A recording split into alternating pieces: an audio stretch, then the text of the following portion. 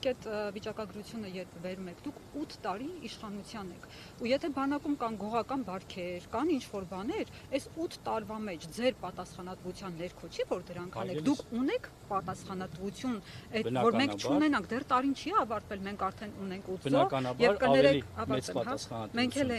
էլ ենք ծնող, մենք էլ ենք մայր, մենք էլ զավակներ ունենք բանակին ուղարկելու։ Սա ոչ միայն ազգային, անձնական նաև հարց է, ու մենք պիտի վստահ լինենք բանակին, մենք զինվոր ենք տանում, որ իրար խփեն, հետո ասեք դե գողական բարքեր են, քֆուր են դրել, բան են արել, դուք ունեք որևէ պատասխանատվություն, թե չէ այստեղ։ Բնականաբար որպես պաշտպանության նախարար ես իմ պատասխանատվության մասնաբաժինը ունեմ,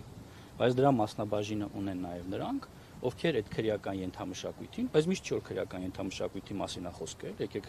ակցենտը միայն դրա վրա չդնենք, որ դրան վերաբերում են թողտվությամբ, մատերի արանքով են նայում այդ երևույթներին, եւ դուք որպես ծնող, ես վաղը որպես ծնող, հասկանում եք, այս հարցին մենք պիտի համակարգային մոտենանք, ուզում ենք ապրենք գողական բարքերով, այսօր չի եղել, որ բանակում, բաղնիքում, որ ինչ-որ բան ընկնում է, դա անձերտալ չի կարելի, ես չեմ դրա հեղինակը, հասկանում եք, ես չեմ հեղինակը, որ մարտական դիրքում քնած զինվորը այլևս նրան դիպչել չի կարելի, ես չեմ դրա հեղինակը, բայց ես պատասխանատու եմ, որ դա արմատախիլ անենք, ու ես չեմ նահանջելու, գնալու եմ դրանք արմատախիլ անելու ետևից,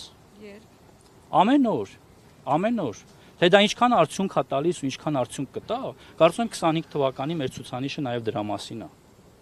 բայց ես 2025,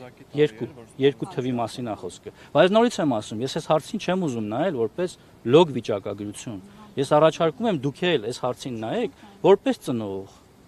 որպես քույր, որպես հասարակության մտահոգ քաղաքացի, ով այս ողջ կոմպլեքսը, հիմա աշխատանքային խումբ է վարչապետի հանձնարարականով ձևավորվել, որին մաս են կազմում պաշտպանության նախարարը, կրթության, գիտության, մշակույթի, սպորտի նախարարը, առողջապահության նախարարը, այլ պատկան մարմիններ,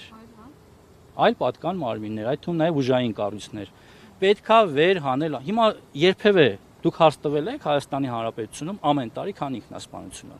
որպես լրագրող մտքներով տանցել է երբևէ, փորձել եք համեմատել այս թվերը մեր թվերի հետ, վստահ եմ չեք արել։ Փորձագետները խորհուրդ են տալիս այդ թեման շատ չարծարծել։ Փորձագետները խորհուրդ են տալիս միայն պաշտպանության նախարարության դեպքերը բարձրաձայնել։ Շղթայի Հարգելիս, բա այդ շղթայի մասին խոսում եք, հիմա մի քանի օր իրար հետևից որ դեպքեր են դնում, դա այդ շղթայի նման չի։ Համ գիտեք որ դա հոգեբանական ազդեցություն կարող է ունենալ։ Ընդ որում ամիս, օգոստոս ամիս, որը մարդու